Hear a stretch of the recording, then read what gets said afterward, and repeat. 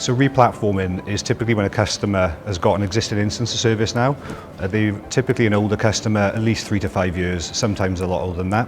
And they're seeing traditionally problems with the platform. Maybe upgrades are slow, they're very clunky, maybe they're not getting all the new features from upgrades when they do try and upgrade. There may be data architecture issues, which can lead to kind of security type matters. And more often than not, these customers have got a big change they're trying to make, or they're trying to really get the platform back to a clean state. And they'll typically start by asking us about unpicking what they've got, how do they get this platform back to good health. And in many cases, what we've explained to them is that actually replatform is a much better way forward for them. When they choose to replatform, they put in a brand new instance, they review all their processes, all their internal kind of bits and pieces, which actually gives them an extra improvement, not just from a technical perspective, but also to make sure everything runs as it should.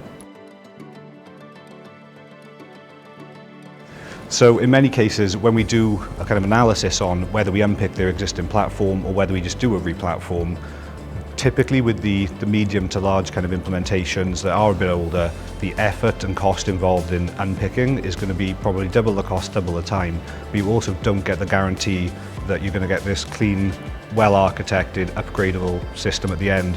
There's traditionally always little snippets of code somewhere that just pop up during some random kind of event that hasn't managed to be caught in documentation, in testing.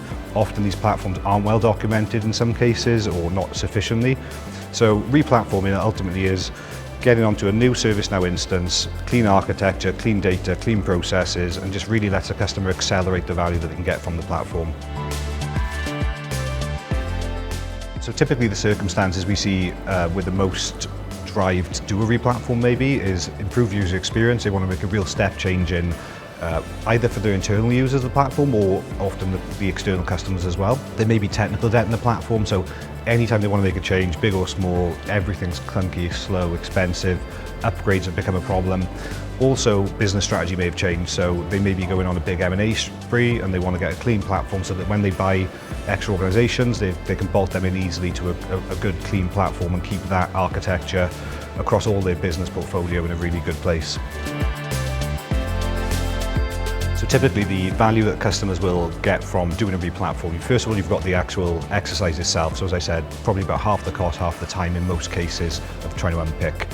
When the platform goes in, they're quickly going to realize that they've got this highly upgradable system, so upgrades will become much faster, they're going to get access to new features quicker. They're going to be able to drive a much better user experience, both their internal users and their external customers. From a data quality and integrity perspective, they've got the chance to clean up all the data that was in the old system, don't take anything over that doesn't need to be there, and also architect it in a way that's going to best serve their business outcomes. So all the processes that these organizations need to run are ultimately underpinned by key data. And when we start looking at things like the CMDB, which is essentially the heart of the enterprise these days, and is often in the least best place it needs to be, this gives them a real chance to get that right, underpin all their processes. They can look at things like automation, orchestration. They can really start to make big step changes in the efficiency they're going to bring in.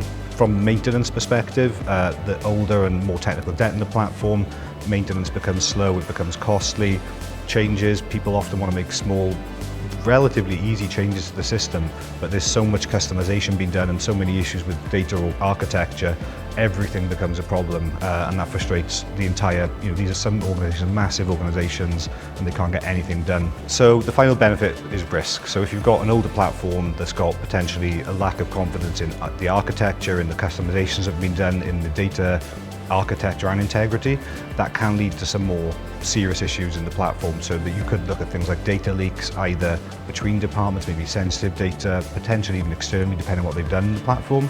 You've also got the operational risk. So if there are so many of these customizations that are all interdependent on each other, you only need one of those to kind of cause a little issue, and you can really take down significant parts of someone's business that needs to function, and that can lead to millions of pounds in losses in certain cases. So by getting onto a new platform, you take all those old problems away, you can get everything streamlined, well architected, safe, sound and efficient.